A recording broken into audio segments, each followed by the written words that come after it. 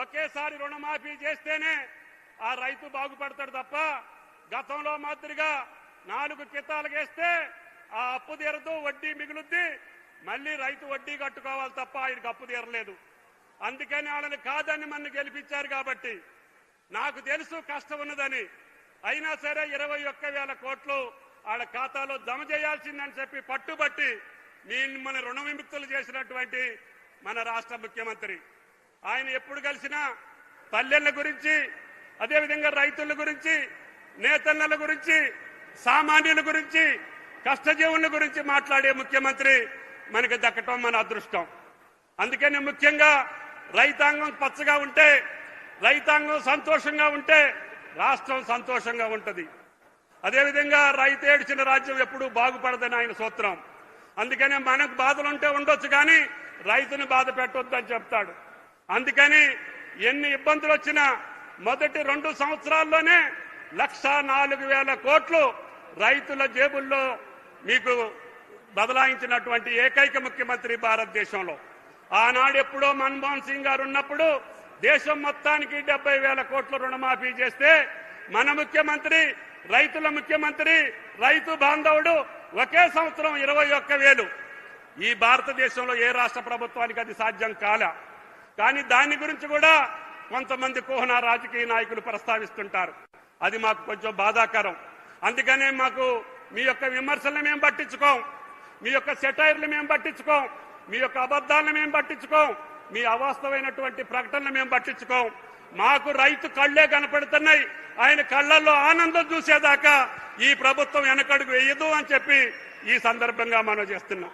అందుకని రైతు భరోసా కూడా పంటల యొక్క భరోసా ఆయన చెప్పారు. అన్న ఎట్టి పరిస్థితుల్లో మనం రైతు భరోసా వేయాల్సిందే, రైతును ఆదుకోవాల్సిందే. 9,000 కోట్లు 9 రోజుల్లో రైతు ఖాతాల్లోకి జమ చేసినటువంటి ముఖ్యమంత్రి మన రేవంత్ రెడ్డి గారు. ఇదొక్కటే కాదు, పేద ప్రజల సంక్షేమం భారతదేశంలో ఏ రాష్ట్రం లేని సంక్షేమం జరుగుతుంది. అది పేదలకి సన్నబియ్యం కోసం రైతులకి బోనస్. ఏ రైతుకి కూడా ఎకరంలో పంట పండితే 25,000 రూపాయలు ఎంఎస్పీ కాకుండా బోనసే వచ్చి ఈరోజు ఆనందంగా ఉంటున్నారు. భవిష్యత్తులో కూడా ఆయన ఆలోచన అదే.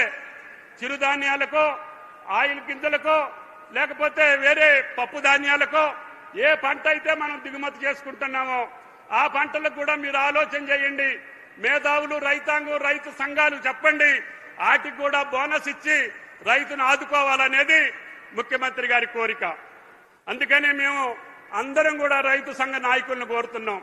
రైతుకి ఏ పంటకి మేలైతే బోనస్ ఇస్తే రాష్ట్రానికి, రైతాంగానికి మేలు జరుగుద్దో, ఏ పంటలు మనం ఈ రాష్ట్రంలో పండించుకోవాలో ఆ యొక్క అవసరానికి తగ్గట్టుగా పంటలకి బోనస్ ఇచ్చేదానికి ముఖ్యమంత్రి గారు ఆలోచన చేస్తున్నారని చెప్పి మీకు ఈ సందర్భంగా మనం చేస్తున్నాం.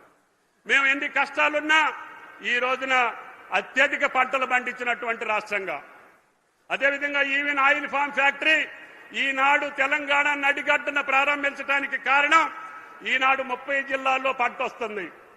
ఈవెన్ ముఖ్యమంత్రి గారి జిల్లా మహబూబ్ నగర్ లో కూడా 10,000 ఎకరాలు పంట వస్తుంది. ఆ పంట నేను అశ్వారావుపేటకు తీసుకెళ్లాల్సి వస్తుంది. అందుకని యుద్ధ ప్రాతిపదిక మీద ఆయన గారి అనుమతితోటి 2004లో శంకుస్థాపన చేసి తప్పకుండా ఒకే 16 నెలల్లో ఫ్యాక్టరీ నిర్మాణం చేసి ఈరోజు 30 జిల్లాల పంట కూడా ఇక్కడికే వస్తుంది. దీనికి కావాల్సిన విద్యుత్ శక్తిని కూడా మా యొక్క రైతుల యొక్క పంటలో నుంచి వచ్చిన వేస్ట్ నుంచి 4 మెగావాట్ల విద్యుత్ శక్తి కూడా ఇక్కడే ఉత్పత్తి చేస్తున్నాం. ఇప్పటి వరకు తెలంగాణలో రిఫైనరీలు లేవు. మనం ముడి చమురుని బయట రాష్ట్రాలకు పంపించి రిఫైన్ చేయించుకొని మళ్లీ మనం తీసుకొచ్చి విజయ బ్రాండ్ తోటి అమ్ముకుంటున్నాం.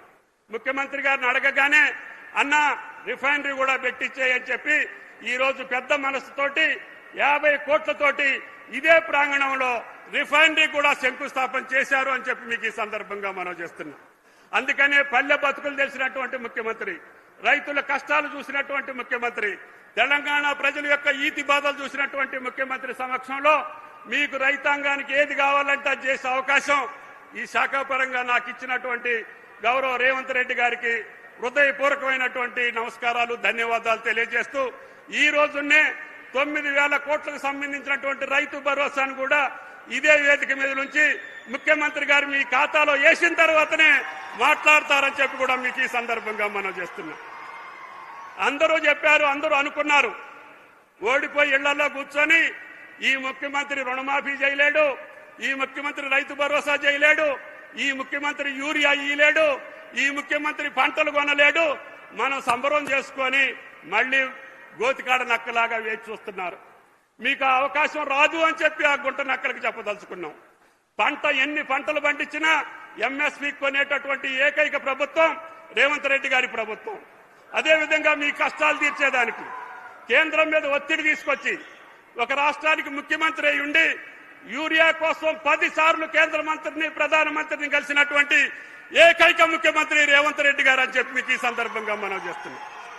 మనకి 9-10 లక్షల మెట్రిక్ టన్నులు రావాల్సి ఉంటే 11.5 లక్షల మెట్రిక్ టన్నులు తీసుకొచ్చి మీ యొక్క పొలాలను పండించినటువంటి గనుడు రేవంత్ రెడ్డి.